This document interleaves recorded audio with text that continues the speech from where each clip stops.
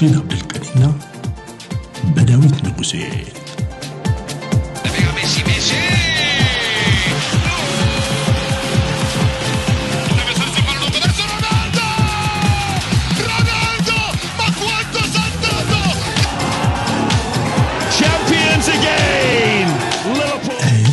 ስፖርትስ ጥራስልን የኤችዲ አድማጭ ተመልካቾች እንዴት ናችሁ ብለናል። እንግዲህ 20ኛው ሳምንት የእንግሊዝ ፕሪሚየር ሊግን የተመረጡ ጨዋታዎች የምንዳስስበት ፕሮግራማችን በተወዳጁ ብስራት ኤፍኤም 101.1 ላይ ጀምሯል። እንዲሁ ኤችዲ ዩቲዩብ ላይ የሚሄው ፕሮግራማችን የሚቀመጥ ነው የሚሆነው። እንድትከታተሉት በማክበር እንጠይቃለን። መሪው አርሰናል እንግዲህ ዛሬስ ምንድነው የሚገጥመው? ቦርንማውዝን አሸንፎ ከሲቲ ያለውን የነጥብ ልዩነት የበለጠ ያሰፋል ወይ? የሚጠበቅ ጨዋታ ነው ይሄ ጨዋታ። ነገ ነው እንግዲህ የቀሩ ትልልቅ ጨዋታዎች የሚከናወኑት። እንግዲህ ሲቲም ቢሆን ወሳኝ ጨዋታ በሳምንቱ ትልቅ የሚባለውን ከቼልሲ ያደርጋል። ይሄ ጨዋታ እንግዲህ ቼልሲ አሰልጣኝ ማሰናበቱ እንዲሁ ወሳኝ ተጫዋቾቹን ኩከሬላን ጨምሮ ማጣቱ ካሴዶን ደግሞ በቅጣት ማጣቱ ሲደመር ለሲቲ መልካም አጋጣሚ ነው በሚል ሐሳቦች እየተሰነዘሩ ነው። በእርግጥ ይሄ ይሆናል ወይ እናነሳለን። ሊድስ እና ዩናይትድ የሚያደርጉት እንዲሁ የነገ ጨዋታ ነው። ከዛ ውጪ ሌላም የሊቨርፑል የሚጠበቅ ጨዋታ ከፉላም አለ። እነዚህን ጨዋታዎች እንዳስሳለን። ቆይታችን እንግዲህ አማረ እንዲሆን በማክበር እንድትከታተሉ ነው የምንጠይቀው። በዚህ አጋጣሚ አፍሪካም ዋንጫ ጨዋታዎች አሉ። በተወሰነ መልኩ በመግቢያ እነሱንም የምናይ ነው የሚሆነው። በአካል ዳንኤል እንግዲህ እንደተለመደው አብሮኝ ቆይታ ያደርጋል። እሱን እጋብዛለሁ። በአካል ነብያለው አለን ዴቭ እንዴት አለ? አድማጭ ተመልካቾቻችን እንዴት ናችሁ ብያለሁ። ተገናኝተናል። እንግዲህ ቀስ ያለ ሊጉ ወደ 20ኛው ሳምንት ሄድ አይደል? እንግዲህ ከአጋማሽ ተሻገረ። ትኩረት ሳቢነቱን በዛው ልክ ጨምሯል። ኦፍ ኮርስ እንግዲህ የሲቲ በሳምንቱ አጋማሽ መጨረሻ አካባቢ ላይ ከሰንደርላንድ ነጥብ መጣሉ ለአርሰናሎች የተወሰነ ፎይታ ፈጥሯል። እንግዲህ 4-5 እያሉ የሚሄዱበትን እድል ወደፊት ሁሉ ሊያመቻች የሚችል ይመስላልና እናነሳለን። እነዚህን ነገሮች ማንሳታችን እንደተጠበቀ ሆኖ ግን ሁለተኛ ዙር የአፍሪካ ዋንጫ ዛሬ 2 ጨዋታዎች ነገ ከነጎዲያ እንዲህ እያለ ወደ 8 እንግዲህ ጨዋታዎች እንጠብቃለን ይመስለኛል ካልሳሳትኩኝና ጥሩ ሶስተኛ የሆኑት 4 ቡድኖች እንግዲህ ተቀላቅለው እዚህ ውድድር ላይ የሁለተኛው ዙር የጥሎ ማለፍ ጨዋታ እንደሚደምቅ ይገለጻልና የተወሰነ ነገርን በለዚህ ላይ እንደ መንደርደሪያ ከፕሮግራሙ አንፃር የአፍሪካ ዋንጫ እንግዲህ በሞሮኮ አዘጋጅነት እየተደረገ የጥሎ ማለፍ ዙር ላይ ደርሷል ዴቭና አሁን የጥሎ ማለፍ ጨዋታዎች ከዛሬ ጀምሮ ይደረጋሉ። እንግዲህ 8 ናቸው አንተ ባነሳው መልኩ ዛሬ 2 ነገ 2 ሰኞ 2 እንደዚሁ ማክሰኞ 2 ጨዋታዎችን ያስመለክተናል። ከሚጠበቁት ጨዋታዎች መካከል ዴቭ የሴኔጋል ብሔራዊ ቡድን ያው ብዙ ከዋክብቶች እንዳሉት ይታወቃል። በዚህ በአፍሪካ ዋንጫ ትልቅ ወይም ረጅም ርቀት ከሚጓዙት ቡድኖች መካከል አንደኛው ሊሆን እንደሚችል በእርግጠኝነት መገመት ይቻላል። ደግሞ የሚገጥመው ብሔራዊ ቡድን የሱዳን ብሔራዊ ቡድን ነው። በዚህ በአፍሪካ ዋንጫ ጥሩ ሶስተኛ ሆነው ካለፉ ቡድኖች አንደኛውን ነው የሚገጥመው። የሱዳን ብሔራዊ ቡድን ኢኳቶሪያል ጊኒን አሸንፎ 3 ነጥብ ማግኘቱን ተከትሎ እንግዲህ ጥሩ ሶስተኛ ሆኖ አልፏል። ዴቭ ይሄ አፍሪካ ዋንጫ 6 ምድቦች አሉት። ከ6ቱ ምድቦች አንደኛና ሁለተኛ ወጡት በቀጥታ ወደ ጥሎ ማለፉ ገቡ። በቀጣይ ደግሞ 12 ናቸው። እነሱ ላይ የተጨመሩ 4 ቡድኖች አሉና ከአራቱ አንደኛው ሆኖ እንግዲህ ባስመዘገበው ውጤት የሱዳን ብሔራዊ ቡድን ለጥሎ ማለፉ በቅቷልና ከነበረበት ምድብ ባነሳውት መልኩ ኢኳቶሪያል ጊኒን አሸንፎ ጥሩ ሶስተኛ ሆኖ እንግዲህ በዚህ በአፍሪካ ዋንጫ የጥሎ ማለፍ ዙር ላይ ሴኔጋልን ይገጥማል። ሌላኛው ጨዋታ እና ምናልባት በጣም ከፍተኛ ፉክክር ይኖረዋል ተብሎ የሚጠበቀው ጨዋታ ዴቭ ማሊን ከቱኒዚያ የሚያገናኘው የዛሬ ምሽት ሌላኛው መርሃ ግብር ነው። እንግዲህ ቱኒዚያ ሁሌም ጠንካራ ብሔራዊ ቡድን እንደሆነ ይታወቃል። ኦፍ ኮርስ በዚህኛው በናይጄሪያ ብልጫ የተወሰደበት ቡድን ነው። በዚህ በአፍሪካ ዋንጫ 4 ነጥቦችን ይዞ ሁለተኛ ሆኖ ነው ከምድቡ ያለፈው የቱኒዚያ ብሔራዊ ቡድን። የማሊ ብሔራዊ ቡድንን ደግሞ ከተመለከትን ዴቭ አዘጋጇ ሀገር ሞሮኮ ካለችበት ምድብ 1 ሁለተኛ ሆኖ ነው ያለፈው 3 ነጥብ ነው ያለው ዴቭ ሶስቱንም ጨዋታዎች በአቻ ውጤት አጠናቆ ነው ወደዚህኛው ምዕራፍ የመጣውና ብዙ በተጠበቁበት ልክ ያልሆኑ ቡድኖች ለተለው ትችላለህ ሁለቱም ካስመዘገቡት ውጤት አንፃር የትኛው ብሔራዊ ቡድን ሊወድቅ ይችላል ሁለቱም በአፍሪካ ዋንጫ ረጅም ርቀት ቢያንስ ሩብ ፍጻሜ ምናምን የምትጠብቃቸው አይነት ቡድኖች ናቸውና የት ድረስ ይጓዛሉ ይሄኛውም ጨዋታ ይጠበቃል ሞሮኮ ከታንዛኒያ ደቡብ አፍሪካ ከካሜሮን እንግዲህ ነገ የሚደረጉ ጨዋታዎች ናቸው ሰኞም ግብጽ ከቤኒን ናይጄሪያ ከሞዛምቢክ እንደዚሁም ደግሞ አልጄሪያ ከዲሞክራቲክ ኮንጎ አይቮሪ ኮስት ከቡርኪና ፋሶ እነዚህ ሁለት ጨዋታዎች ደግሞ በመጪው ማክሰኞ የሚደረጉ ናቸው ይሄንን ነው ማለት የሚቻለው ዴ መቼም ጥሩ ሶስተኛ ሆነው ያለፉት 4 ቲሞች የተሻለ ብቃት ላሳዩ ቡድኖች ፎይታን የሚፈጥሩ ይመስላል በተወሰነ መልኩ ስትተው አይደለ እንግዲህ ተንጠልጥሎ በነገር ላይ አይመቸኝም እኔ የጥሩ ሶስተኛ የሚባል ነገር ዝም ብሎ የጨዋታ ሂደት ለመለጠጥ በሚል የሚመጣ ወይም ደግሞ በርካታ ተሳታፊ ሀገሮችን ለማምጣት በሚል የሚመጣ በመሆኑ ከጥራት አንፃር የምታነሳበት ራሱን የቻለ ጥያቄ አለ በአንጻሩ ግን ውድድር ላይ ተሳትፈህ ደግሞ በጥሎ ማለፍ ደረጃ ላይ ስትደርስ በተለይ እንግዲህ ለተሳታፊ ሀገራቱ ደጋፊዎች የሚኖረው ትርጉም ደግሞ በዛው ልክ ትልቅ ነው ለምሳሌ አሁን የተቀስካት ግብጽን አስባት እድለኛ ነች የምትባለው አይደል የምትገጥመውን ቡድን ዝም ብለህ በወረቀት ስታየው በጣም ቀለል ያለ ነው ብለህ እንድትናገር የሚጋብዝ ነው ይመስለው ሴኔጋልን ያው ለዋንጫ የምታጨው ቡድን ነው ጎረቤት ሱዳንን ነው የሚገጥመው በዚህ ላይ እንግዲህ ጎረቤት ሱዳን እንዴት ችግር ላይ እንዳለ ታያለህና ምናልባት እዚህ ጨዋታ ላይ ሱዳኖች የሆነ ነገር ቢፈጥሩ አገር ቤት የሚፈጥረው ስሜት ምን ያህል ትልቅ እንደሆነ ታስባለህ ግን በዛው ልክ ደግሞ ለሴኔጋሎች መልካም አጋጣሚ ነው በቃ እነዚህ ጥሩ ሶስተኛ ሆነው 2 ነጥብ እንደምንም ይዘው ወይ ደግሞ ጎል ሳያስተናግዱ ያው 2 ነጥብ የመጣበት ሁኔታ ሲታይ አንዳንዴ ጠንከር ላሉ ተጋጣሚዎች ቀላል ወደ ቀጣይ መስመር የማለፊያ አማራጭ ሆኖ የሚቀርብበት ሁኔታ እንዳለ ታያለህና ለሁሉም የሚጠበቁ ጨዋታዎች አሉ ግን እንዳልከው በተለይ የማክሰኞ የሚደረጉት እንዲሁ የሁዱም ደና ይመስላል አይደል የነገውም እንዲሁ የማክሰኞም በደረጃ ስታየው ትንሽ ሞቅ ያለ ይመስላል ዝም ብለህ ስታየው በወረቀትና ለሁሉም እንግዲህ እናያለን እኛ የበለጠ ጠለቅ ያለ ትኩረት አላደረግንበትም ግን መካሄዱ እንደቀጠለ ነው ልበል ብዬ ነው ወደ ሊጉ እንመለስ የፕሪሚየር ሊግ ጨዋታ እንግዲህ 20ኛ ሳምንት ዛሬ የሚደረገው ነው እኛ የምንመለከተው ብዙ ጨዋታዎች አሉ ግን የኛ ትኩረት የሆነው ቦርንማውዝን ከመሪው አርሰናል የሚያገናኘው ጨዋታ ነው ዴቭ እንግዲህ አንደኛው ከ15ኛው የሚያደርጉት የ22 ነጥቦችና የ14 ደረጃዎች ልዩነት በሁለቱ ቡድኖች መካከል ኖሮ ይሄኛው ጨዋታ ይደረጋል አርሰናል 45 ነጥብ አለው የቦርንማውዝ ነጥብ ደግሞ 23 ነው ዴቭ የአሰልጣኝ አንዶኒ ኢራዮላ ቡድን 10 ጨዋታዎችን ያለ ድል እየተጓዘ ነው የሚገኘው በጥቅምት ወር ለመጨረሻ ጊዜ ማለት ነው ኖቲንጋም ፎረስትን 2-0 ካሸነፈ በኋላ አንድም ድል ማስመዝገብ አልቻለም የዚህ ቡድን ዋነኛው ችግር ደግሞ መከላከሉ ነው ዴቭ በቀላሉ ግቦች እየተቆጠሩበት በተለይም ከሜዳው ውጪ ሲጫወት 2 እና 3 ጎሎች በቃ መገለጫው የሆነ እየተቆጠሩበት እያየን የምንገኘው ቡድን ነው ማጥቃቱም ላይ ደግሞ ተጽዕኖ ሊፈጠር ይችላል ሊቀዛቀዝ ይችላል ወይም ያስችለዋል የሚባል የዝውውር ሂደት ሊጠናቀቅ ከጫፍ ደርሷል ዴቭ በቀኝ መስመር በጣም ጉልበተኛ እንደዚሁም ደግሞ ፈጣን የሆነው አንቶን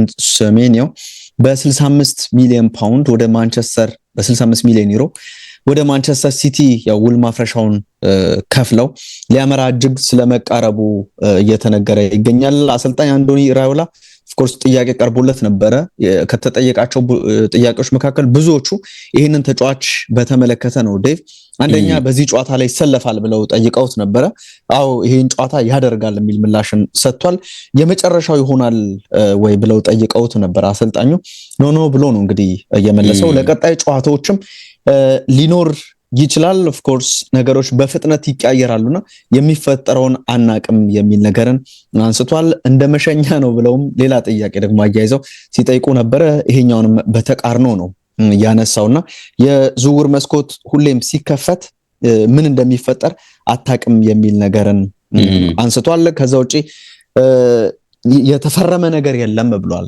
በሁለቱ ቡድኖች መካከል የዚህ ዝውውር ሂደት ተጠናቋል የሚል ጥያቄ ቀርቦለት የተፈረመ ነገር የለም የሚል ሐሳብን አንስቷል የኤንዞ ማሬስካን መሰናበት እንደዚሁ ጥያቄ ቀርቦለት ነበር በጣም ሰርፕራይዝ ሆኛለሁ የሚል ሐሳብን ሰጥቷል። ከዛ ውጪ እንዴት ነው ከዚህ ከቼልሲ ስራ ጋር በተገናኘ ስማቸው ከተነሱ አሰልጣኞች አንደኛው እንግዲህ አንዶኒ ኢራዮላ ነውና ደስተኛ ሆናለሁ ከቼልሲ ስራ ጋር በመነሳቴ፣ ግን ደግሞ ትኩረቴ አሁን የጀመርኩት ስራ ላይ ነው የሚል ሐሳብን ሰጥቷል። አርሰናልን በዚህ ደረጃ ያደረሰው መከላከሉ ነው ብሏል ዴቭ። በመከላከል ያለው ጥንካሬ እዚህ ደረጃ ላይ አድርሷቸዋል። መሪም ያደረጋቸው ያ ብቃታቸው ነው። ቀላል ጨዋታ ይሆናል ብዬ አላስብም የሚል ነገር የቦርንማውስ አሰልጣኝ አንዶኒ ኢራዮላ ተናግሯል። እንግዲህ ቦርንማውስ የመጨረሻውን ጨዋታ ከቼልሲ ጋር አከናውነው አቻ ካጠናቀቀ በኋላ ነው እንግዲህ የቼልሲው ማሰልጣኝ የተሰናበቱት።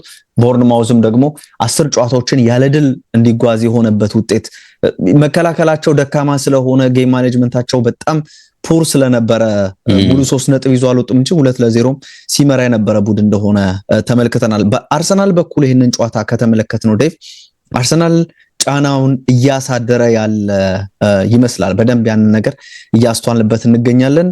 ሲቲ እና አስቶን ቪላ እንግዲህ በዚህ ሳምንት ነጥቦችን ሙሉ ለሙሉ አልወሰዱም። ቪላ እንደውም 6 ነጥብ ልትለው ትችላል የአርሰናልን ጨዋታ በተመለከተ። ቪላ ቢያሸንፍ ኖሮ ነጥቡን የሚያጠብበት እድል ነበር። ያንን አሳጥቶ ድጋሚ ቪላን 3 ነጥብ ነጥቆ ደግሞ ለራሳቸው 3 ነጥብን መደመራቸው አርሰናል ልክ 6 ነጥብ እንዳገኘ ተቆጥሯል። እዛ ላይ ደግሞ ማንቸስተር ሲቲ ከሰንደርላንድ ባደረገው ጨዋታ ግብ ሳያስቆጥር 0-0 መውጣቱን ተከትሎ የነጥብ ልዩነቱ ወደ 4 ከፍ እንዲል ሆኗል። በመከላከሉ ረገድ አርሰናል ምንም ጥንካሬ ያለው ቢባልም ግን ከጉዳት ነፃ መሆን አልቻለም። ባለፈው ጨዋታ እንደውም ታስታውሳለህ ዴክላን ራይስን የቲምበር አለመኖርን ተከትሎ የቤን ዋይትንም ተመሳሳይ መልኩ ተከትሎ እንግዲህ ዴክላን ራይስ ራይት ባክ ሆኖ ወይም የቀኝ መስመር ተከላካይ ሆኖ ሲጫወት ተመልክተናል። ትልቁ ጉዳይ ግን የጋብሪኤል ማጋሌሽ ከጉዳት አገግሞ ወደ ቡድኑ መምጣቱ ነው። 2025 እና አርሰናልን በተመለከተ ያው 2025 ተጠናቆ 2026 ላይ ሆነን ነው ይሄንን ፕሮግራም እየሰራን ያለ ነው ዴቭ። በ2025 83 ነጥቦችን ወስዷል የሚል ነገርን ተመልክቻለሁና የአርሰናልን ያክል ብዙ ነጥብ ያገኘ በአመቱ የለም የሚል ቁጥርን ተመልክቻለሁ። 6 ተከታታይ ድል በሁሉ መድረክ፣ 4 ደግሞ በፕሪሚየር ሊጉ ተከታታይ አሸናፊነትን አግኝቶ ነው ወደዚህኛው ጨዋታ የሚመጣው። ለአርሰናል መጥፎ ከተባለ ዴቭ ኦፍ ኮርስ እግር ኳስ ሁሌም እንደምናነሳው ወቅታዊ ብቃት ነው። ካለፉት 4 የቪታሊቲ ስቴዲየም ጨዋታ 1 ድል ብቻ ነው ያለው። አምና በደርሶ መልስ አርሰናል ተሸንፏል። በተለይም ደግሞ የሳሊባ ኢቫኒልሰን ላይ ጥፋት ሰራ ተብሎ የመጨረሻ ሰው ነው በሚል በቀይ ካርድ ወጣበት ጨዋታን ታስታውሳለህና ያ ጨዋታ 2-0 ነበረ የተጠናቀቀው። ከዚህኛው ወይም 2-0 ባለፈው ዓመት ከተጠናቀቀው ጨዋታ አስቀድሞ በነበሩት ጨዋታዎች ዴቭ አርሰናል በ8 መርሃ ግብሮች ላይ በቪታሊቲ ስቴዲየም ማለት ነው ሁሉም ላይ ግብ አስቆጥሮ ነበርና ከ8 ጨዋታዎች በኋላ ነበረ ግብ ማስቆጠር ሳይችል የወጣው በቪታሊቲ ስቴዲየም። አርሰናል ጥሩነቱ 13 ከሜዳ ውጪ ጨዋታዎችን ባደረጋቸው ባለፉት ማለት ነው 12ቱ ላይ ጎሎች አስቆጥሯልና ግብ ላይ አስቆጥር አይችልም ብለ መወራረድ አትችልም። አርሰናልን እየገጠምክና ምናልባት ግብ ላይ አስቆጥሩ የሚችሉበት እድል ሊኖር ይችላል። ከቡድን ዜና ጋር በተገናኘ የዴክላን ራይስ የጉልበት ጉዳት ጉዳይ የመጨረሻ ውሳኔ ይፈልጋል የሚል ነገርን አሰልጣኝ ሚኬል አርቴታ ተናግሮ ነው። ያው ይሄ የአርቴታ ሙድ ነው፣ ሁሌም በዚህ አይነት መልኩ ነው የሚያልፈው። ኦፍኮርስ የካላፊዮሪና የሞስኬራን ጉዳይ በእርግጠኝነት አይኖሩም የሚል ነገርን አንስቷል። የጋብሪኤል ጄሱስ እና የካይ ሃቨርትዝ ወደ ቡድኑ መመለስንም በተመለከተ ጥያቄ ቀርቦለት ሁሉም ራሳቸውንም ቡድኑንም ይጠቅማሉ አማራጭም ይሆናሉ የሚል ነገርን አንስቷል። ደግሞ አርሰናል በርከት ያሉ ጨዋታዎችን ያደርጋል፣ ስለዚህ ያ ነገር ቡድኑ እንዲጠቅም ያደርገዋል የሚል ሐሳብን ተናግሯል። የባለፈውን ጨዋታን በተመለከተ ጠይቀውት ነበረና 2-0 ተሸነፉ በቪታሊቲ ስቴዲየም አምና። በቡድኑ ቀይ ካርድ ነበረ። ደግሞ ያ ጨዋታ ላይ የሳሊባ ቀይ ካርድ የአመቱ 3ኛው ነበረ። ከዛ በኋላ ተጨማሪ 3 አይተው አርሰናል 6 ቀይ ካርዶችን አይቶ ነው አመቱን ያጠናቀቀው። 3ኛው ቀይ ካርድ ነበር። ደግሞ ለጨዋታው ተርኒንግ ፖይንት ሊሆን ይችላል። ደግሞ የአመቱ የመጀመሪያም የአርቴታ ሽንፈት እንደነበረ እናስታውሳለንና ዘንድሮ ግን ይሄ ነገር የለም ቀይ ካርዱም የለም ብለውት እንግዲህ ዲሲፕሊን ላይ ጥሩ መሻሻል እያሳየን እንዳለ የሚያሳይ ነው ብሎ እንግዲህ በዚህ መልኩ ምላሽን ሰጥቷል። ከአንዶሪ ኢራዮላ ቡድን ጋር ስትጫወት ሁሌም ቀላል አይሆንም የሚል ነገርን አንስቷል። የዝውውር ጉዳይን በተመለከተ ጥያቄ ቀርቦለት የዝውውር መስኮት ሲከፈት ሁሌም ያጭርም የረጅም የመካከለኛ እቅድ አለ፣ እኛ ሁሉንም ላይ ነው የምናነጣጥረው የሚል ነገርን አንስቷል እና ራሱ ጠያቂውም ያነሳለት ሁሌ እንደምትለው አለርት ሆነን የዝውውር ሁኔታውን እንከታተላለን የሚል ነገር ነው የምታነሳው እና አሁን በአጭር በረጅም ብለው ሲጠይቁት ኦፍ ኮርስ በየአመቱ አዳዲስ ተጫዋቾችን እያመጣ ከምትቀይር ይሄ ሎንግ ተርም የሆኑ ረዘም ያለው ለረጅም ጊዜ የሚያገለግሉ ተጫዋቾችን ማምጣት የተሻለ ስለመሆኑ አርቴታ ሐሳቡን ሰጥቷል። ከቦርንማውዝ አንጻር ሪያን ክሪስቲ እንደዚህ እሱ የለም ዴቭ ሉዊስ ኩክ ደግሞ አንበሉ ይሄም ተጫዋች የመጨረሻ ሰዓት ምርመራ ያስፈልጓል የሚል ነገርን አንስቷል።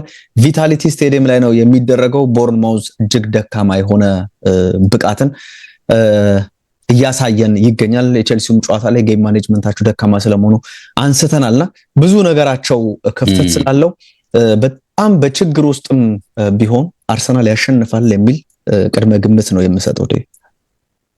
የኔም ግምት ወደ አርሰናል ነው የሚያደላው። ጥሩ ሙድ ላይ ነው ያሉት። በነገርህ ላይ እንግዲህ እንዳልከው ይሄ ሜዳ አስቸጋሪ ባህሪ ቢኖረውም ኮቹም እንግዲህ ከዚህ ቡድን ጋር ሲገጥሙ ይዘው የሚመጡት ነገር አለ። እንግዲህ አንድ አካባቢ ሰው መሆናቸውም ራሱ የሚፈጥረው ተጽዕኖ አለ። የዮና ኤምሬን በቀደም ኮች ጨብጦ አለመሄድ ስታይ በቃ በኮቾች መካከልም እርስ በርስ የመፎካከር ስሜቱ ምን ያህል ከፍ ሊል እንደሚችል ነው። መጀመሪያ ቀዘቀዘኝ ነው እኮ ያሉት እንጂ ሆዴን አሉ እንዴ ደግሞ ቀዘቀዘኝ ነው። መጀመሪያ መታጠቢያ ክፍል ለመሄድ ነው አሉ። ነው ቀዘቀዘኝ አሉ። ቀጥሎ ደግሞ ነው መጀመሪያ አይደለም መጀመሪያ ያሉት ሌላ ነው። መጀመሪያማ ምንድነው እሱ ሰለብሬት እያደረገ ነበር። እኔ ሁልጊዜም ፈጠነ ብዬ መግባት ነው የምፈልገውና ስለዚህ እሱ በደስታ አገላለጽ ላይ ተጠምዶ ነበር አሉ። ቀጥሎ ደግሞ ቅዝቃዜ ነበር አሉና ያው ሽንፈቱን ለመቀበል ተቸግረው እንደነበረ ይታያልና ስለዚህ በኮቾች መካከል የሚኖረውም ፉክክር እንዲህ በዋዛ የምታየው አይደለም። በተለይ እንደዚህ እንግዲህ ስፔናውያን ኮቾች ስብስባቸው አንድ አካባቢ ሰዎች ተጽዕኖ ቀላል አይሆንም ብዬ ነው የምገምተው። ግን ያም ሆኖ ልክ እንዳልከው አርሰናል ይሄን ጨዋታ የማሸነፍ እድል አለው የሚል ግምት አለኝ። እኔም ሊድስና ማን ዩናይትድ እናንሳ። ይሄ ጨዋታ ነው እንግዲህ 16ኛ ደረጃ ላይ የሚገኘው ሊድስ 6ኛ ደረጃ ካለው ዩናይትድ የሚገናኙበት ጨዋታ ነው። እንግዲህ ወጣ ገባ ብቃት እያሳየ ያለው ዩናይትድ ከወልቭስ አቻ መውጣቱ እንግዲህ እንዴት ደጋፊዎችን እንዳበሳጨ አንተም ያስተዋልክ ይመስለኛል። በዛ ጨዋታ 3 ነጥብ ማግኘት መቻል ብዙ ነገሮችን የመቀየር አቅም ነበረው በነገርህ ላይና ሮበን አሞሪምም መልክ ያለው የሚመስለውን እንግዲህ ከኋላ በአራት ተጫዋቾች እንቅስቃሴ መጀመሪያ አፕሮችን ከሰሞኑ እንደ ፍንጭ ያሳዩና በተለይ ወልቭስ ጨዋታ ላይ በመሃል ወደ 3-5-2 መመለሳቸው በደጋፊዎች ዘንድ በፍጹም ያልተወደደ ነገር ሆኖ አልፏል በነገርህ ላይና ተጫዋቾች ከኋላ አራት ሆኖ ሲጀምሩ ምቾት እንደሚሰማቸው በግልጽ አይተናል በቀደመው ጌም ላይና አሁን ግን ዝብርቅርቅ ያለ እንቅስቃሴ ወደ ቀደመው ፎርሜሽን ሲመለሱ መፈጠሩ ነው የታየው።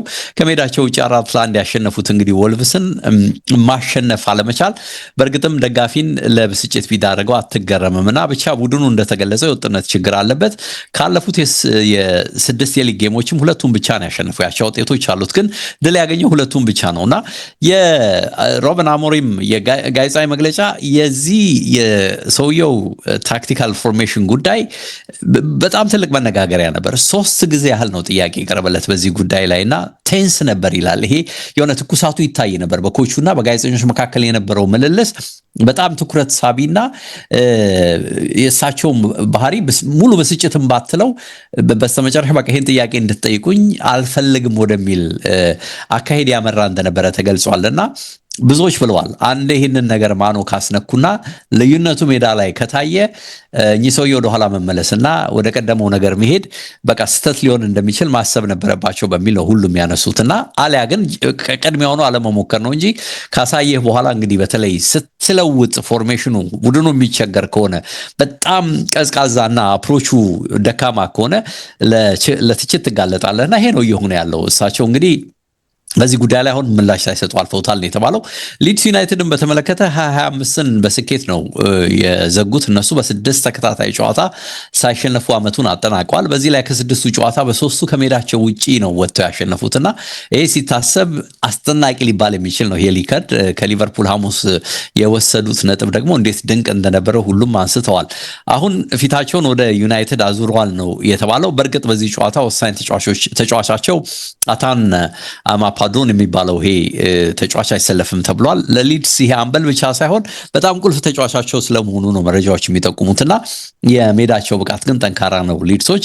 ለዚህም ይመስላል መገናኛ ብዙሃን ሊድስ በነገው ጨዋታ ላይ በሙሉ የራስ መተማመን ወደ ሜዳ ይገባሉ ብለው እንዲጽፉ አድርጓልና የሆነ ነጥብ ያለ ጥርጥር የሆነ ነጥብ በዚህ ጨዋታ ይወስዳሉ ነው የተባለው። በእርግጥ ግን ከሰሞኑ ቡድኑ የተሻሻለ መምጣቱ እንዳለ ቢሆንም በተለይ ለመደራጀቱ ለመሰበር አስቸጋሪ መሆኑ ተከላካዩ ይታያልና በተለይ ይሄ 4-2-3 ትራንስፎርሜሽን በጣም ተመችቷቸዋል። ግን የተወሰነ ክፍተቱ የሚሉት በጣም ሞር ፕረስ ለማድረግ ይወጣሉ፣ አስቸጋሪ ናቸው ፕረስ ለማድረግ ሲወጡ። ግን በትራንዚሽን በሚሄዱበት ጊዜ ክፍተቱ ሊጠቀም የሚችል ካለ ዩናይትድ ይህንን አፕሮች ስለሚጠቀም ይህን ሊጠቀምበት ይችላል ምናልባት እንደ ክፍተት ከተነሳ የሚል ነገር መጥቷልና አሁን እንደምናያቸው እንግዲህ ኮራጅ ቀጠና ያለ ችግር በ6 ነጥብ ርቀው መቀመጣቸው በግልጽ እየታየ ነውና በእርግጥም ተሻሽለዋል በሚል የሚነሳው ነገር አስተማማኝ እንደሆነ ታያለህና ሊድስ ወቅታዊ አቋሙ ጥሩ ይሁን እንጂ ከዩናይትድ ጋር ግን በቁጥሮች ረገድ በሪከርድ ረገድ ጥሩ ሪከርድ የለውም። ከ2002 አንስቶ ባደረጉት 19 ግንኙነት ሊድስ ያሸነፈው አንድ ጨዋታ ብቻ ነው። ባለፉት 2 የኤለን ሮድ ግንኙነትም ዩናይትድ ማሸነፉ ነው የተገለጸው። ዩናይትድ ከታች ካደጉ ቡድኖችም ባለፉት 25 ጨዋታዎች አለመሸነፉ ሲታይ ይሄ ለሊድሱም ጨዋታ ይጠቅመው ይሆን በሚል እንግዲህ መገናኛ ብዙሃን ቁጥሮችን አስታከው አንስተዋል። ሊድስን የሚያበረታታው ትልቁ ቁም ነገር የሚሉት በሜዳቸው ተጋጣሚ ላይ ጎል ማስቆጠር መቻላቸው ነው። ያስቆጥራሉ ዘንድሮ ጎልና ካለፉት የሜዳቸው 17 ጌሞች ጎል ማስቆጠር ያልቻሉት ባንዱ ብቻ ነው። 16ቱ ጎል አስቆጥረዋልና ከዛ ውጪ ዩናይትድ በ6 ጨዋታዎች መርቶ 12 ያህል ነጥቦችን መጣሉም ይነሳልና አይጠቀሙበትም። ይሄንን መልካም አጋጣሚ የሚባል ነገር አለ። አምና ዩናይትድ መርቶ በአመቱ የጣለው ነጥብ 11 ብቻ ነበር። ነገር ግን አሁን በውድድር አጋማሽ እንግዲህ በ19 ሳምንት ከወዲሁ 12 ነጥቦችን ጥሏል። ካምናው በአንድ ነጥብ ሁሉ ከፍ ብሏል መርቶ የጣለው ነጥብና በተያዘው የውድድር አመት ብቻ በ12 አጋጣሚዎች ቡድኖች ከዩናይትድ ጋር አቻ የሆኑበት አጋጣሚዎች በጨዋታዎች መካከል ተፈጥሯልና በተለይ ከሜዳቸው ውጪ ሲሆን ደግሞ ጎል ሳያስተናግዱ መውጣት ለዩናይትዶች እጅግ አስቸጋሪ ስለመሆኑ ነው የሚገለጸው። እንግዲህ ዶሚኒክ ካልቨርት-ሉዊን ጥሩ ፎርም ላይ ይገኛል በሊድስ በኩል። ለዩናይትድ ሌላው አስቸጋሪ ጉዳይ ይሆናል የተባለው ይሄ ተጫዋች በሊድስ ያለፉት 3 የሜዳ ጨዋታዎች ላይ ጎል አስቆጥሯል። በ4 የሜዳ ተከታታይ ጨዋታዎች ላይ ጎል አላስቆጠረም።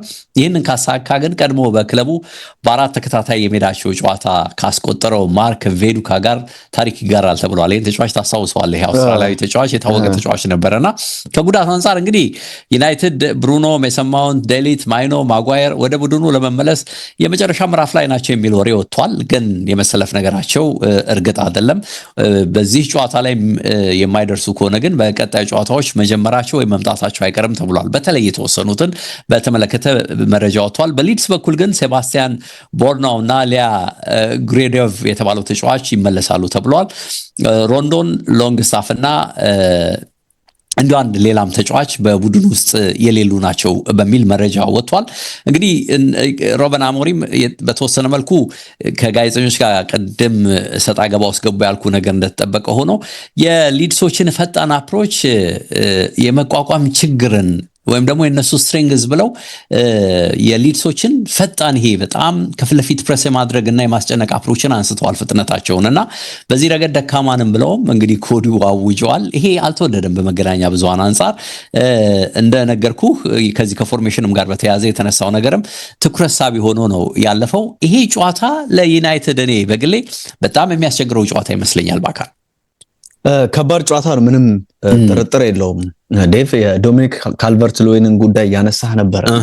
ተከታታይ ጨዋታዎች ላይ ተጽዕኖ ከፍ ያለ ነው። የሊቨርፑል ጨዋታም ላይ እንዴት አይነት ጎል አስቆጥሮ ኦፍኮርስ ከጨዋታው ውጪ ሆኖ ተሽሯል። ግን የጨረሰበትን መንገድ ስታየው አሊሰን ቤከርን እና ደግሞ ራሱ ቫን ዳይክን ያታለለበትን መልኩ ስትመለከት ምን ያክል አስደናቂ አጥቂ እንደሆነ የሚያሳየን የጉዳት ሁኔታዎች ብዙ እንዳራቆት ይሄንን ተጫዋች እድገቱን እንደገቱት የምትመለከትበት አይነት የሆነ እንደ ሃሪኬን ይሆናል ተብሎ የሚጠበቅ የነበረ ተጫዋች ነው። አሁን ግን ምናልባት ለሱም ጥሩ ነገር ካለው በሊድስ ድጋሚ ሪቫይቭ ማድረግ ይኖርበታል። ብቃቱን ማሳየት ያለበት ይመስላል። ዩናይትድ አለመገመቱ ነው ትልቁ ነገር።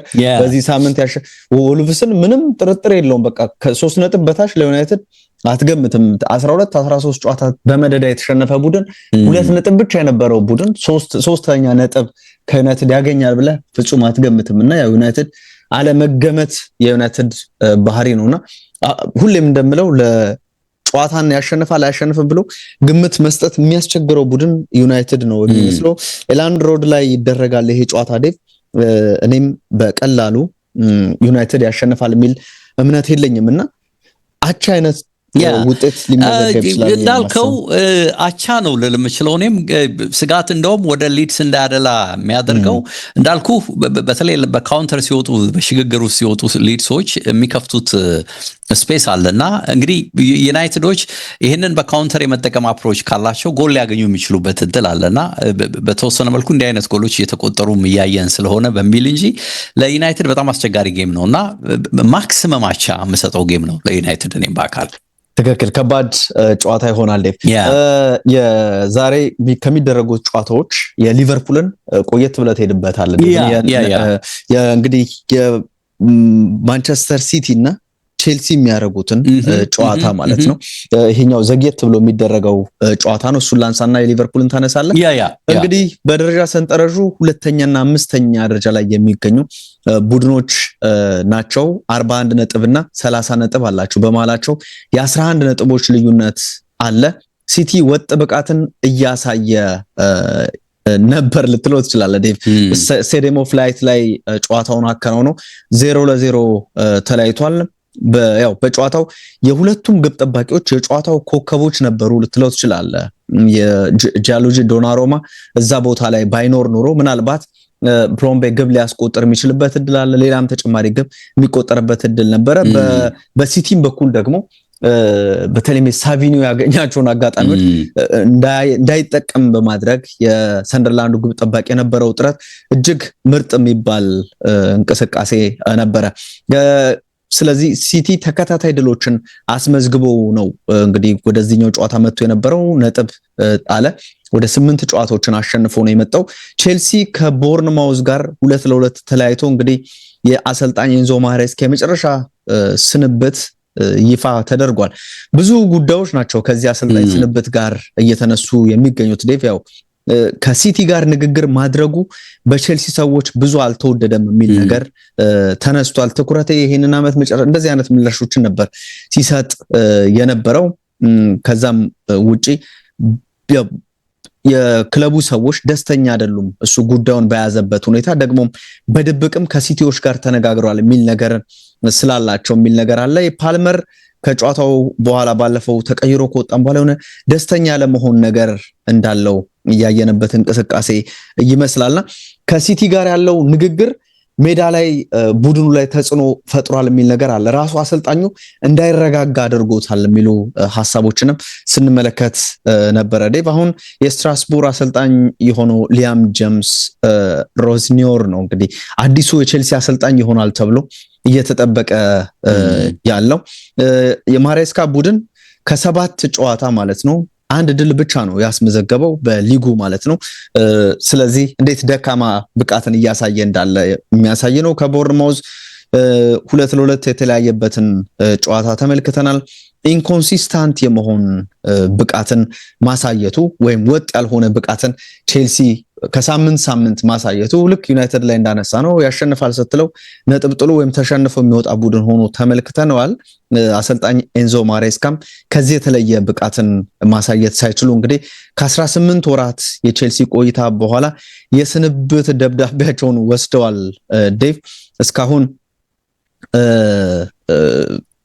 አሰልጣኙ 90 ጨዋታዎችን አድርጎ 61% የማሸነፍ ንጻሬ አለውና ምናልባት የነ ቶድ ቦይሊ ወደ ቼልሲ ይሄ ክሊር ሌክ ካፒታል ወደ ቼልሲ ከመጣ በኋላ ትልቅ የማሸነፍ ንጻሬ ያለው አሰልጣኝ ኤንዞ ማሬስካ ነው። ደግሞ የኮንፈረንስ ሊግ ዋንጫን አግኝቷል። ኦፍኮርስ ይህንን ዋንጫ ባያነሳ ነው የሚገርመው። ትልቁ ክሬዲት ለአሰልጣኙ ትልቅ ክሬዲት የሚያሰጠው ግን እንግዲህ የአውሮፓ ሻምፒዮኑ ፔዥን አሸንፈው የዓለም የክለቦች ዋንጫ አሜሪካ ሜትላይፍ ስቴዲየም ላይ አሸንፎ ዋንጫውን ከፍ ማድረጉ ትልቅ ክብር እንዲሰጠው በተለይም ሪስ ጀምስን እዛ ጨዋታ ላይ የተጠቀመበት ብቻ የታክቲካል ብልጫው እጅግ ላቅ ያለ እንደነበረ እናስታውሳለን ዴቭ። እና እንግዲህ አሰልጣኝ ኤንዞ ማሬስካ ሄዷል።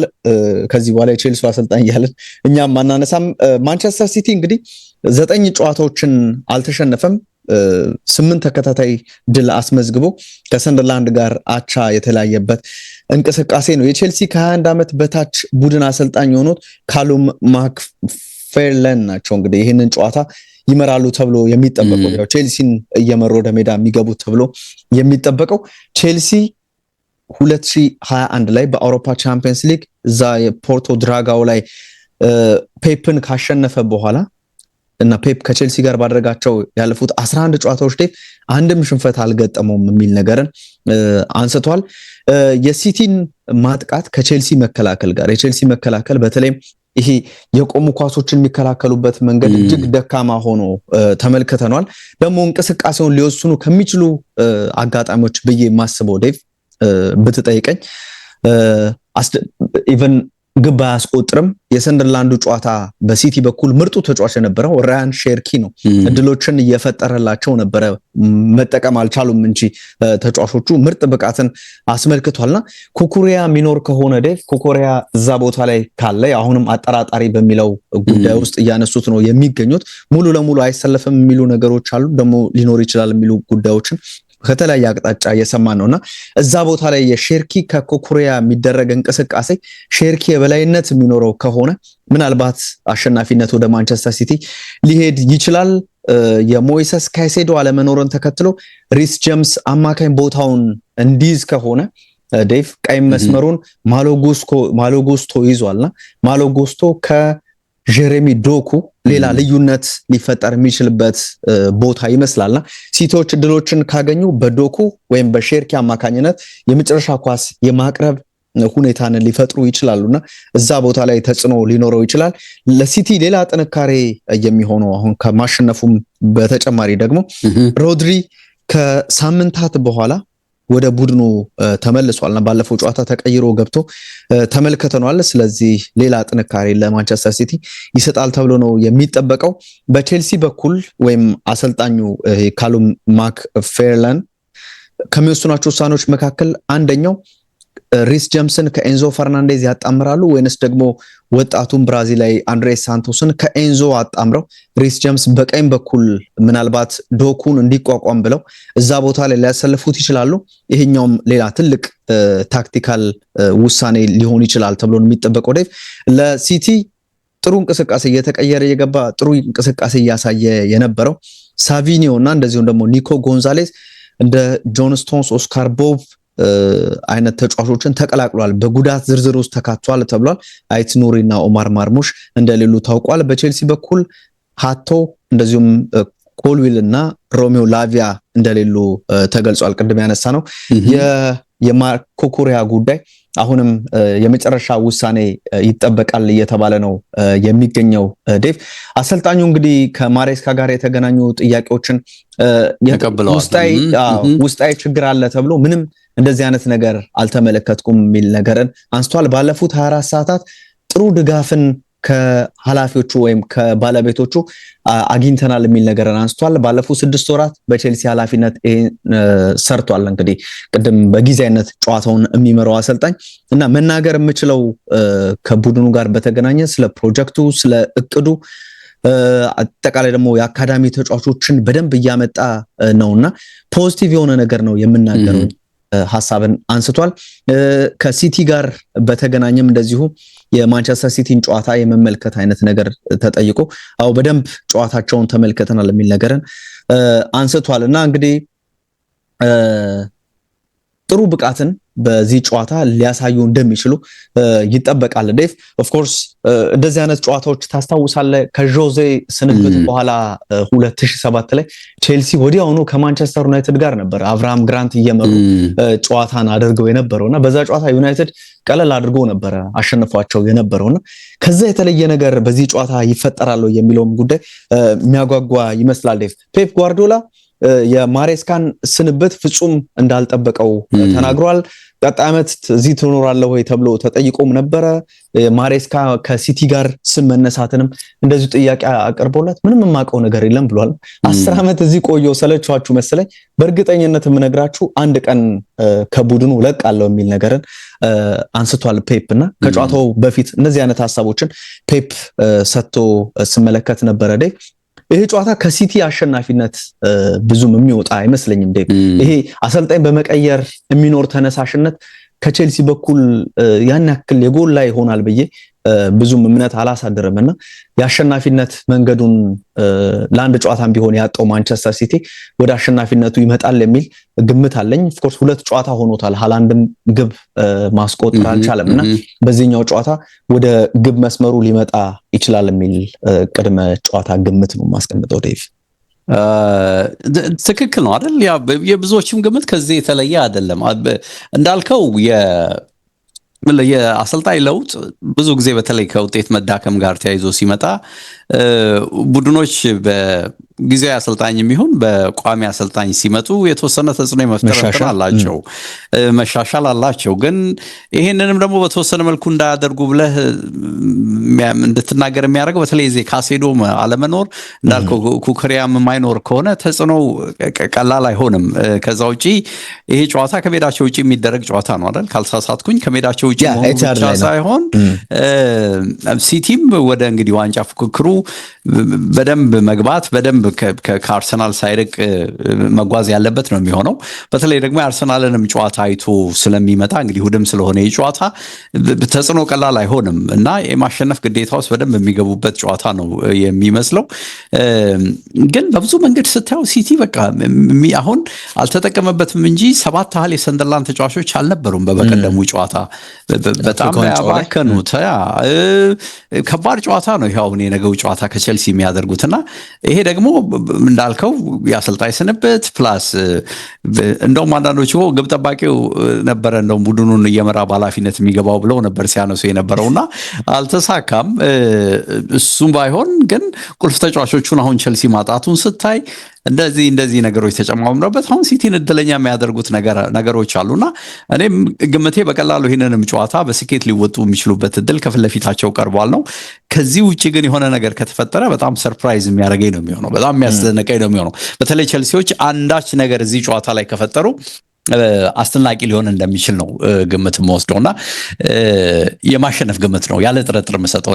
ኳሊቲው አለው እኮ ቼልሲ ላይ ኳሊቲው አለ። ምንም ነገር ሊያደርጉ ይችላሉ፣ ሊያሸንፉ ይችላሉ።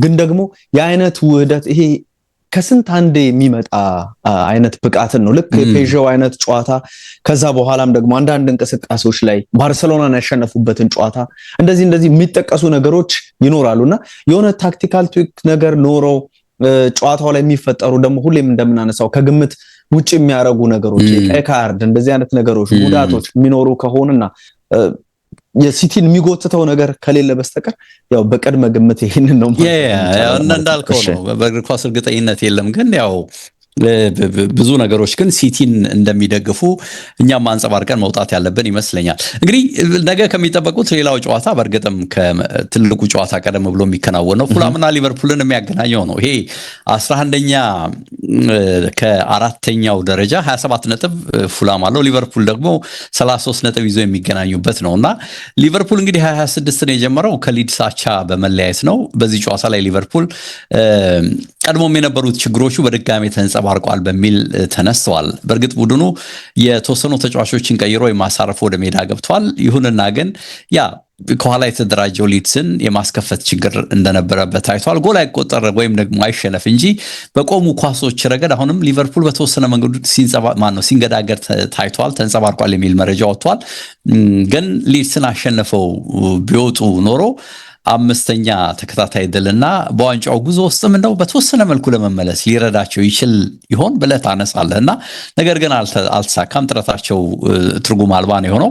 አሁን ደግሞ በቀጣይ እንግዲህ የሚመጡት የዛሬው ፉላም የለንደን ክለብ ነው። ከዛ ውጪ ደግሞ እንዲሁ አርሰናል መሆኑን ስታስብ ለሊቨርፑሎች ነገሮች እንግዲህ ኮስተር እያሉ መምጣታቸውን ከባድ ፈተና ከፊት ለፊታቸው እንደሚጠብቃቸው ማሳያ ነው። ግን አምስተኛ ካለው ቼልሲ እና ስድስተኛ ካለው ዩናይትድ በ3 ነጥብ ብቻ ነው ርቀው የተቀመጡት። በተለይ ከዚህ ከዋንጫ ፉክክር እንደው ራቅ ብታረጋቸው እንኳን በአውሮፓ ላይ ተሳትፎ ለማድረግ ያለ ችግር መጫወት እንደሚችሉ በተለይም ከሰሞኑ ያስመዘገቡት ውጤት በደንብ ማሳያ ነውና ወጥ ሆኖ ብቻ ይሆን አሳማኝ በተለይ በማጥቃት ረገድ የሚታይባቸው ነገር በዘላቂነት መስተካከል ቢችል አሁን የጥር ገበያ የጥር መስኮትን መከፈቱን አይተህ በተለይ የተከላካይ መስመር ላይ የሚታየውን ይሄ ብቅ ጥልቅ ማለት ነገር ማስተካከል ቢችሉ ይመጣሉ ብለህ ነው የምታስበውና ሊቨርፑል ማይነር ነው የሚመስለው አይደል? ችግሩ የተወሰነ ብቻ ቀዳዳዎችን መድፈን ይመስላል።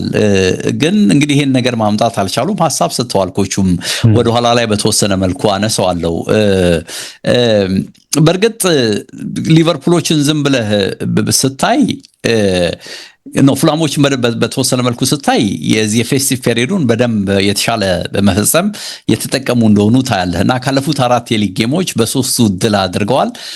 በአንዱ ብቻ ነው አቻ የተለያዩትና ጥሩ ፎርም ላይ ነው ያሉት በዚህ በፌስቲቭ ፔሪዱ ይባላልና ድል ባደረጉበትም ጨዋታ ፍላሞች አንዳንድ ጎሎችን ነው ማስቆጠር እየቻሉ የወጡትና ይሄ ማርጂኑ ጠባብ ነው፣ ግን ስኬታማ ሆነው እንደሚወጡ በደንብ ይታያልና በአጥቂ መስመር ያለባቸው ክፍተት ነው አሁንም እንደ ችግር ሆኖ በፉላም ረገድ ይነሳል የሚባለው። ያም ሆኖ ግን ማርኮ ሲልቫ ቡድናቸው ያለ አንዳች ስጋትና ፍርሃት 3 ነጥብ ከሊቨርፑል ለመውሰድ እንደሚጫወት ነው የሚናገሩትም የሚጠብቁትም ይሄንን ነው የሚሉት መገናኛ ብዙሃን። ልክ እንደ ሊቨርፑሉ ደግሞ የመከላከልም ችግር እነሱ ጋርም እንዳለ ታያለህና ከቶፕ 10 ቲሞች 8ኛ የመከላከል ችግር ያለበት ቲም ሆኖ ነው እንግዲህ ቶፕ 10ዎቹን ስታስቀምጥ 8ኛ ላይ የሚቀመጥ ነው በመከላከል ችግርና 1.42 ጎሎች በአማካኝ በየጨዋታው ይቆጠርባቸዋል የሚል መረጃ ሰፍሮ አይቻለውና በእርግጥ መሻሻል አለ የፉልሃም ውጤት ላይ፣ ግን በዛው ልክም ደግሞ ክፍተቶች አሉ። ይሄ መጠቀም ከቻለ ሊቨርፑል ውጤታማ ሊሆን የሚችልበት ጥሩ ነገር አለ ነው የሚባለው። በሊቨርፑል በኩል እንግዲህ የተነሳው ትልቁ ነገር ቬትስ የለም የሚለው ነገር ነው። ይሄ ጀርመናዊ ልጅ አንድ ልምምድ ብቻ አደረገ፣ በተወሰነ መልኩ የጡንቻ ችግር ገጥሞታል ተብሏል። ይመለሳል የሚል የጥርጣሬ ነገሮች አሉ፣ ግን እርግጠኛ አይደለም ስቲል የለም የሚለውም ነገር ኮስሮቶ አይቻለውና ስለዚህ ጋክፖ ከሰሞኑ ስለተመለሰ የሱን ክፍተት ይሞላዋል፣ ክፍተቱ አይታይም የሚል ነገር ተነስቷል። ፍሪምፖንግ ኤኬቲኬና ጋክፖ እንግዲህ የፊት መስመሩን የሚመሩበት እድል ከወዲሁ ቀርቧል ነው የተባለው። ኬርኬጅና ማካሊስተር በሊድስ ጨዋታ ላይ ቤንች ነበሩ እንደምታውቀው። በዚህ ጨዋታ ደግሞ የመጀመሪያ እድል ሊሰጣቸው ይችላል ተብሏል። አሊያ ደግሞ ሶቦስላይን በቀኝ ከወሰዱት ማካሊስተር 10 ቁጥር ሆኖ መጫወት ይችላል። ጆንስ ደግሞ እንዲሁ ወደ መሃል ገብቶ ከግራቨንበርግ ጋር የማጣመር ኃላፊነትን ሊወጣ ይችላል ተብሏል። እንግዲህ ይሄ ሲሆን ደግሞ ያው ፍሪምፖንግ ቤንች የመሆን እድል አለው። ጋክፖ እንደተለመደው ከግራ ሊነሳ ይችላል። ሁለት አማራጭ አቀርበዋል። በተለይ እንግዲህ የቬትስ መጎዳትን በተወሰነ መልኩ ታሳቢ አድርገው ይመስላል መገናኛ ብዙሃንና ምን ነገር ይዞ ይመጣሉ የሚጠበቅ ነው የሚሆነው። ቁጥሮች ሲታዩ ፉልሃም አምና ተመሳሳይ ጨዋታውን በድል ተወጥቷል ከሊቨርፑል። አምና ዋንጫ ሲወስዱ ሊቨርፑሎች ማሸነፍ ከቸገራቸው ቲሞች መካከል አንዱ ፉልሃም ነው። በነገርህ ላይ ከሶስቱ አንዱ ፉልሃም ነው። የሁለቱ ጨዋታ ሲከናወን ጎል በጣም እንደሚገባ መረጃዎች ያትታሉ። በተለይ ያለፉት 4 የሊግ ግንኙነቶች 20 ጎሎች የተቆጠሩባቸው ናቸው ይላልና ጎሎቹ ደግሞ በሁለቱም በኩል የሚቆጠሩ ናቸው። ፉልሃም በሜዳው በጣም አስቸጋሪ ቲም ነው። ከ8 የሜዳው ጌሞች በ5ቱ አሸንፏል፣ በ3ቱ ተሸንፏል። ዘንድሮ ሲያሸንፍ ደግሞ በ4ቱ ጎል አልገባበትም። በአንጻሩ ሊቨርፑልም ባለፉት 3 የሜዳው ውጪ ጨዋታዎች ሳይሸነፍ 7 ነጥቦችን የሰበሰበ ነው። ሁለቱንም የሚያግዝ ቁም ነገር እንዳለ እዚህ ጋር ታያለህና በፉልሃም በኩል ግን ሃሪ ዊልሰን ባለፉት 7 ጌሞች በ4 ጎሎች ላይ ተሳትፎ አድርጓል። 3 ጎል 1 አሲስት አድርጓል። በሊቨርፑል በኩል ኬቲኬ ባለፉት 2 የሜዳቸው ውጪ ጨዋታዎች ላይ 3 ጎል አስቆጥሯል። እንግዲህ በቀደም ነው ያልተሳካለት። ፉላምም 3 ቁልፍ ተጫዋቾችን በአፍሪካ ዋንጫ ሰበብ ያጣል። ሙኒዝ እና ሲሲኒዮ በጉዳት የሉም ተብሏል። በሊቨርፑል በኩል የሚነሳ ግን የጎላ ችግር የቬትስን ቀደም የጠቀስነው ካልሆነ በቀር ሌላ የሚነሳ ነገር የለም ተብሏል። ከዋንጫውም ላይ ካሉ ቡድኖችም አንጻር ጠይቀዋቸው ነበር፣ ልክ ቀደም ስለ እንደነበረው ስሎትን መገናኛ ብዙሃን አርሰናልና ሲቲን በሚታይ መልኩ ሊደርሱባቸው እንደማይችሉ ነው ሐሳብ የሰጡት። በነገር ላይ እነሱ ሩቅ ናቸው ብለዋልና አሁን እነርሱን የምንመለከትበት ሰዓት ላይ አይደለንም ብለዋል። የራሳችን ችግሮች ነበሩብን ሲሉም ተደምጠዋልና ባለፉት 19 ጌሞች ያልተቋረጠ ትግል ነበር ስናደርግ የነበረው ነው ያሉት። ከሁሉም ቲሞች ጋር ትግል ውስጥ ነበርን በሚል ሐሳብ ሰጥተው ሰምቻቸዋለሁ። አሁን እንግዲህ እነሱን ለማስተካከል ነው ጥረት እያደረግን ያለ ነው። በተወሰነ መልኩ መሻሻሎች አሉ፣ ግን በጣም ራሳችንን የበለጠ መጫን ወደፊት መግፋት አለብን በሚል እንግዲህ ተጫዋቾቻቸውን ለማነሳሳት ጥረት ያደረጉበትን አይነት አስተያየት ሲሰጡ ሰምቻቸዋለሁ። ይሄ ጨዋታ ልክ ቅድም እንደጠቀስነው አይነት ጨዋታ ነው። ሰዓታችንም እየተጠናቀቀ ነው። አስቸጋሪ መልክ ያለው ይመስላል። ለሊቨርፑልም ቢሆን እንግዲህ ለንደን ነው የሚመጣው። እንዳልኩት ደግሞ ፉላም አንዳንድ ጊዜ በቃ ኮስተር ሲል ትልልቅ ቲሞችን በደንብ ነጥብ ያስጥላልና ሊቨርፑል ነጥብ የሚጥልበት ጨዋታ ይመስለኛል። በአካል አፍሪካ ዋንጫ ላይ የሄዱ ተጫዋቾች ምናምን አሉና ተጽዕኖአቸው ቀላል አይመስለኝም ዴቭ፣ እና በዛ ምክንያት ሊቨርፑል ይሄን ጨዋታ በጠባብ ውጤት ያሸንፋል የሚል ግምት ነው። ምክንያቱም ብዙ ጠንካራ ተጫዋቾቻቸው በተለይ ናይጄሪያ ብሔራዊ ቡድን ላይ የተመለከትናቸው ራሱ ካልቪን ባሲ ራሱ አለ ተከላካዩ ነው። እንደዚህ አይነት ነገሮችን ይኖራል። ሊቨርፑል ሊያሸንፍ ይችላል የሚል ግምት ነው፣ ግን በጣም በመቸገር ውስጥ የሚለው ነገር አጽንኦት ይደረግበት። ይሄንን ነው ማለት የምችለው። እና በቃ እንግዲህ በአካል ኤችዲ ስፖርቶች ነበረን። የአፍሪካ ዋንጫ አንድ የፕሪሚየር ሊግ ጨዋታዎችን ታሳቢ አድርገን ቆይታ አድርገን የኛን ግምት አስቀመጠን።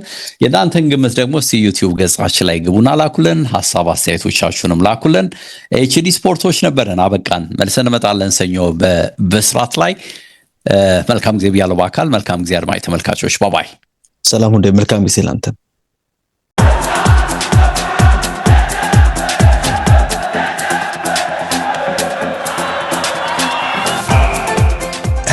ኤችዲ ስፖርትስ በሁሴን አብዱልቀኒና በዳዊት ንጉሴ